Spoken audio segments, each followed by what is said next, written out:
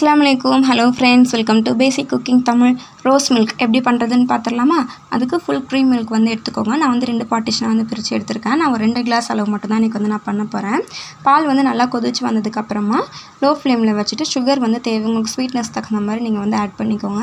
Add பண்ணிவிட்டு low ஃப்ளேம்லேயே வச்சுட்டு ஒரு 2-3 நிமிஷம் வந்து நல்லா வந்து கொதிக்க விட்டுட்டு ஸ்டவ் ஆஃப் பண்ணிவிட்டு மூடி போட்டு நம்ம ரூம் டெம்பரேச்சர்லேயே வந்து கம்ப்ளீட்டாக வந்து நம்ம நல்லா வந்து ஆற விட்டுறலாம். நல்லா ஆறி வந்ததுக்கப்புறமா ரோஸ் மில்க் எசன்ஸ் வந்துட்டு 3 to 4 drops மட்டும் சேர்த்தா போதும். அதிகமாக வந்து சேர்க்கக்கூடாது. சப்ஜா சீடு வந்து கூட வந்து சேர்த்துடலாம். சப்ஜா சீடு வந்து ஒரு 10 minutes முன்னாடியே ஊற வச்சோம் அப்படின்னா நல்லா வந்து ஊறி வந்துடும். நான் இதெல்லாம் மிக்ஸ் பண்ணிவிட்டு பாட்டிலில் ட்ரான்ஸ்ஃபர் பண்ணிவிட்டு நான் ஃப்ரிட்ஜில் வந்து ஸ்டோர் பண்ணி வந்து வச்சுருவேன். இஃப்தார் டைமுக்கு வந்து கரெக்டாக சில்லுன்னு வந்து வந்துடும். இப்போ நான் உங்களுக்கு வீடியோவில் காமிக்கணும் அப்படின்றதுக்காக நான் வந்து இந்த கிளாஸ் கப்பில் வந்து நான் மாற்றி வந்து காமிக்கிறேன். ஐஸ் க்யூப் சேர்த்துட்டு ரோஸ் மில்க் சேர்த்தோம் அப்படின்னா சில்லுன்னு வந்து ரோஸ் மில்க் வந்து ரெடி ஆகிரும். சம்மர் டைம் கூட நீங்கள் யூஸ் பண்ணிக்கலாம்.